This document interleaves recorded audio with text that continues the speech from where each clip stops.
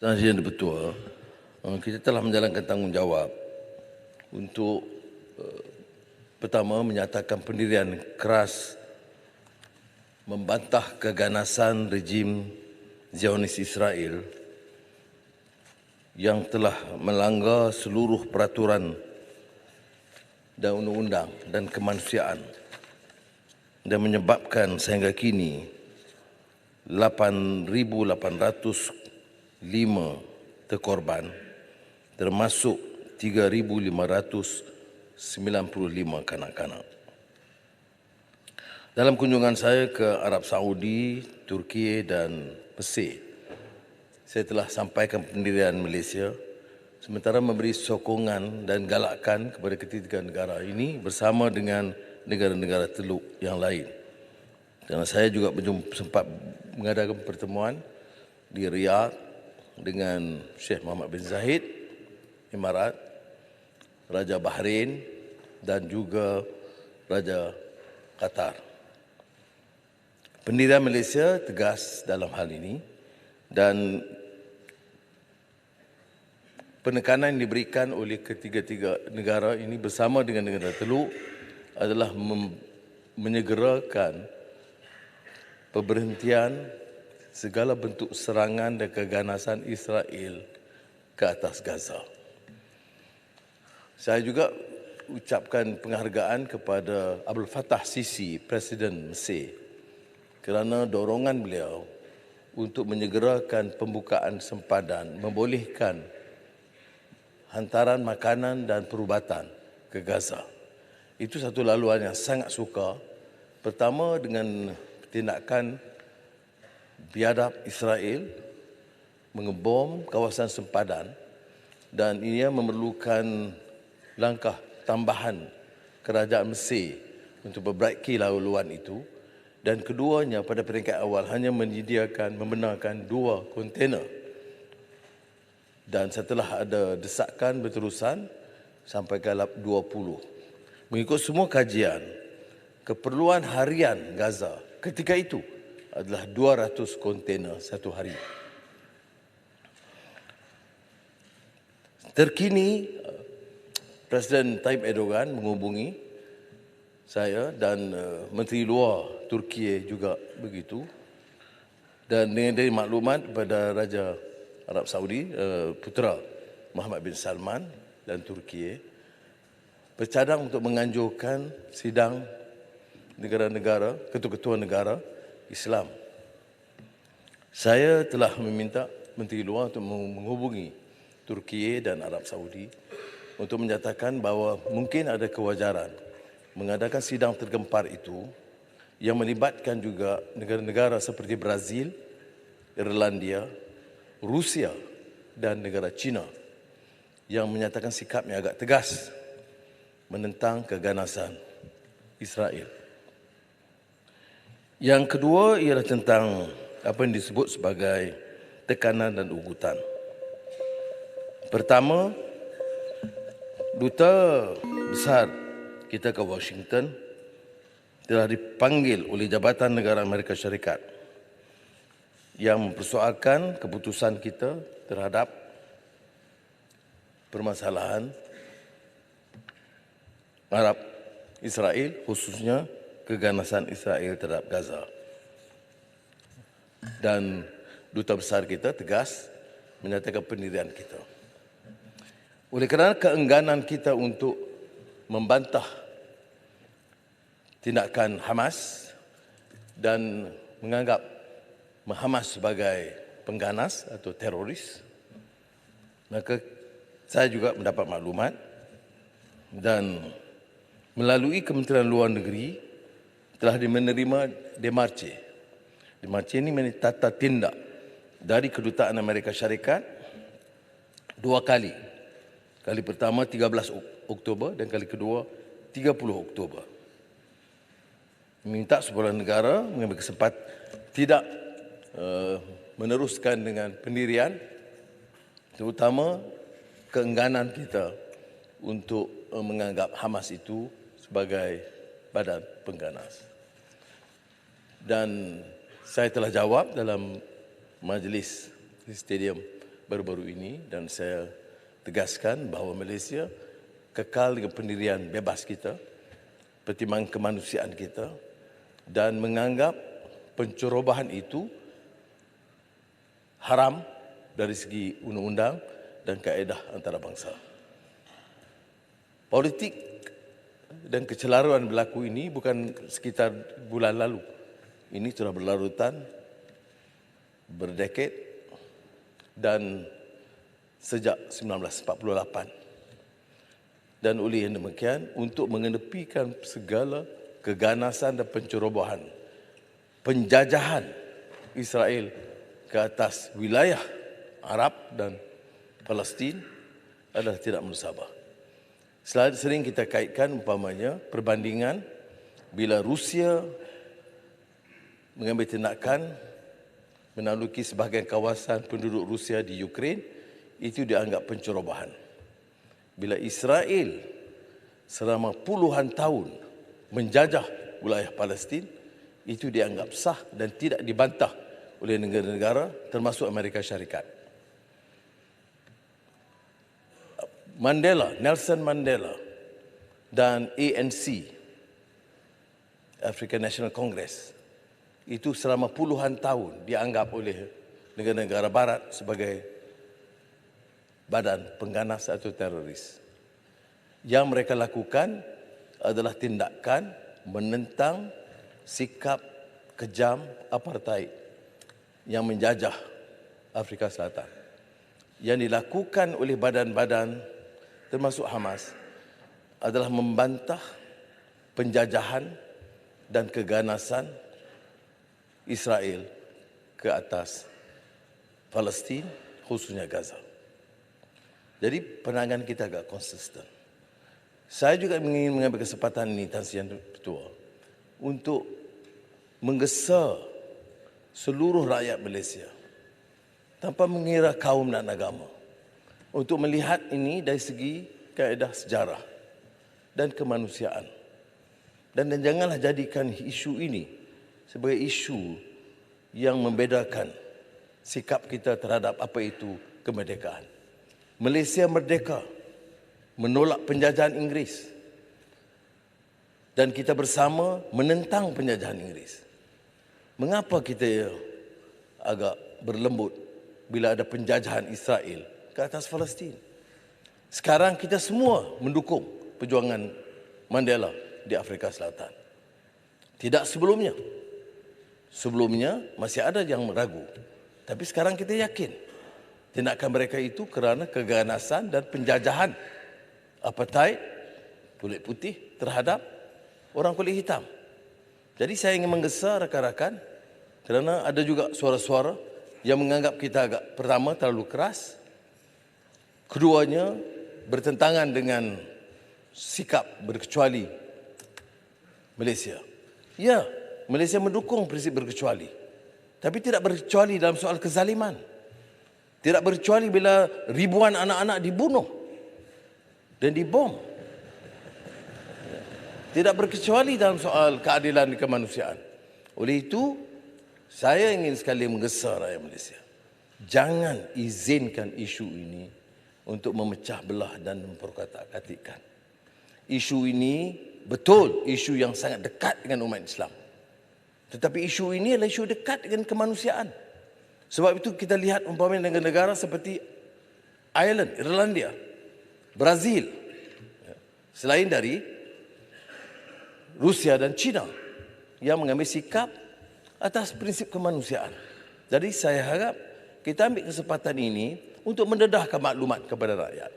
Sebab itu saya menyokong gesaan Menteri Pendidikan supaya digalakkan pelajar-pelajar, ya bukan dipaksa, digalakkan pelajar-pelajar untuk mengikuti perkembangan yang berlaku.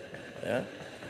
Tentunya kita ada garis panduan supaya jangan kita seolah-olah menggalakkan sikap keganasan atau kebencian kepada rakan-rakan sesama mereka.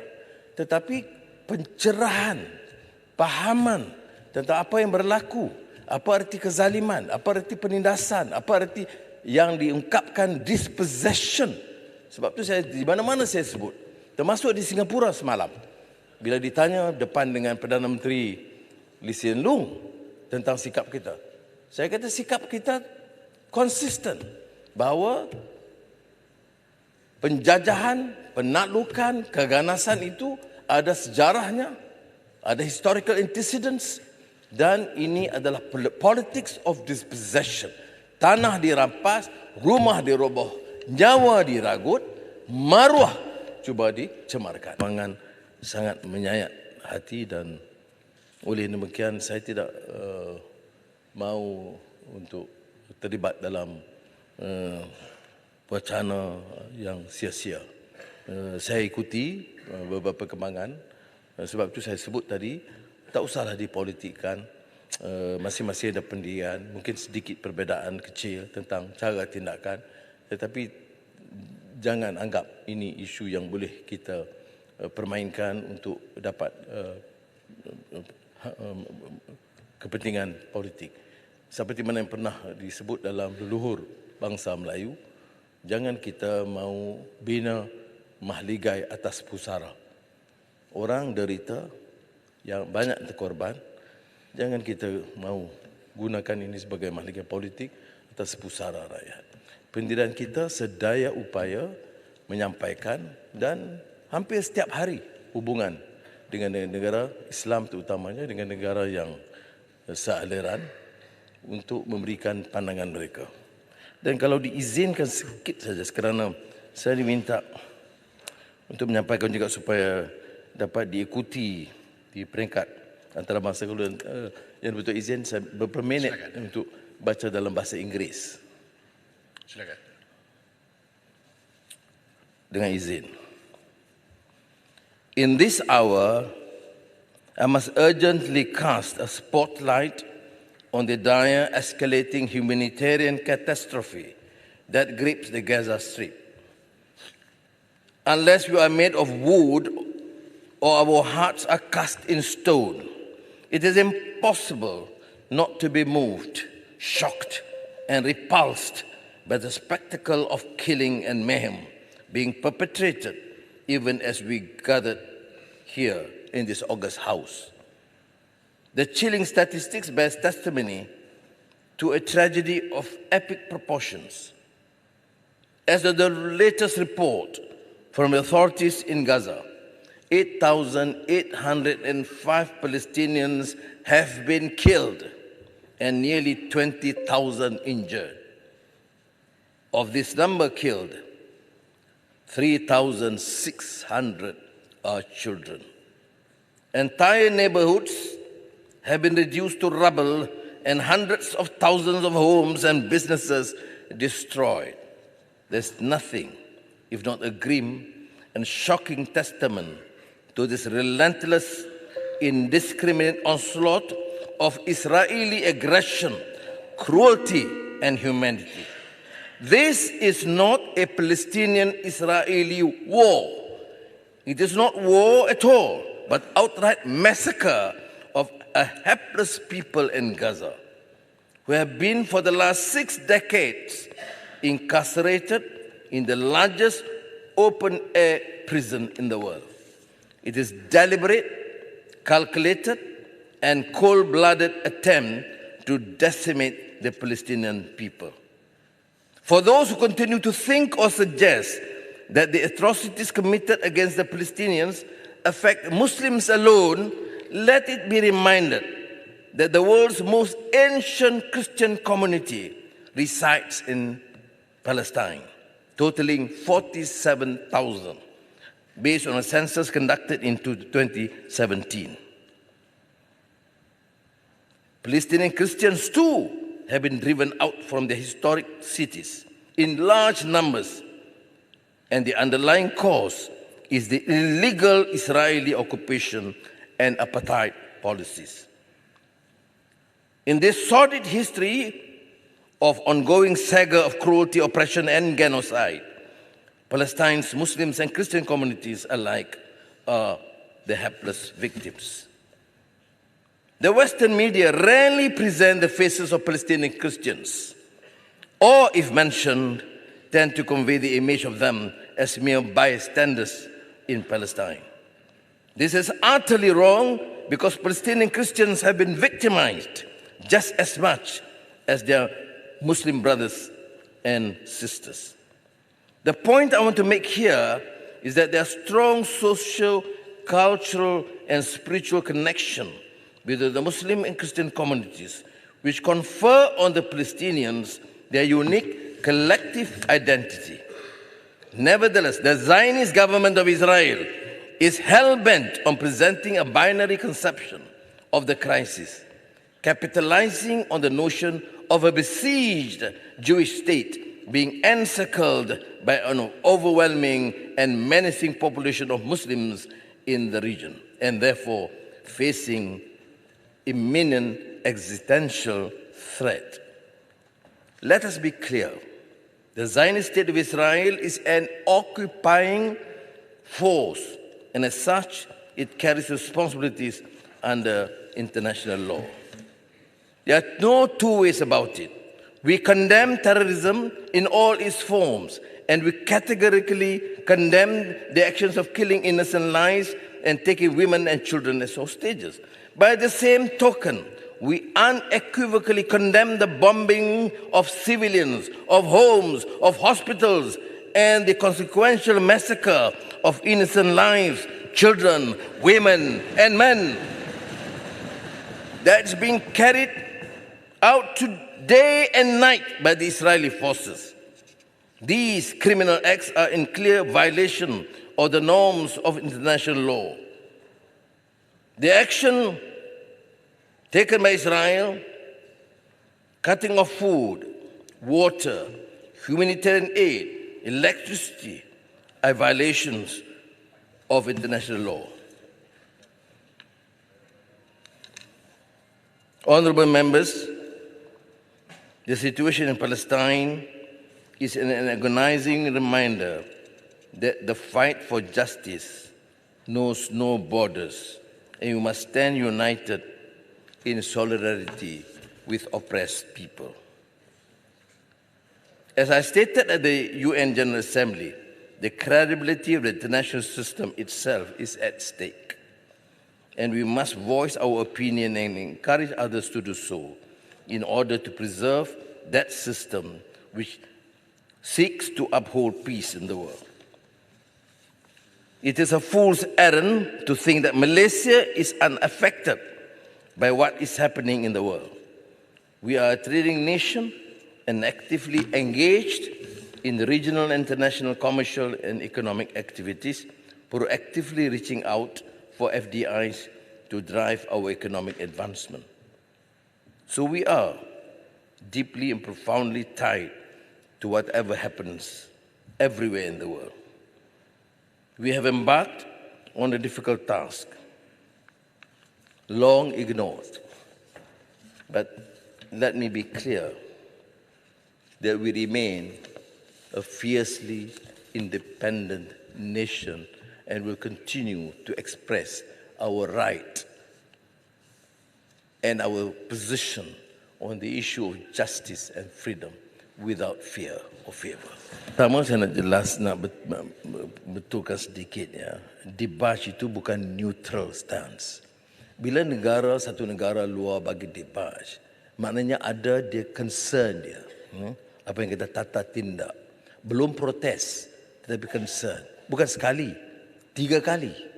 Sekali kepada Duta Besar, 2 kali pada 13 dan 30 Oktober. Sebab itu kita anggap ini sebagai suatu peringatan, tapi jawapan kita tegas, terutama dalam hubungan dengan Hamas. Kedua, seperti yang saya singgung sebentar tadi, dalam kunjungan kita, dalam beberapa pertemuan dengan negara asing, disampaikan maklumat ini, dan kita berjawab secara tegas.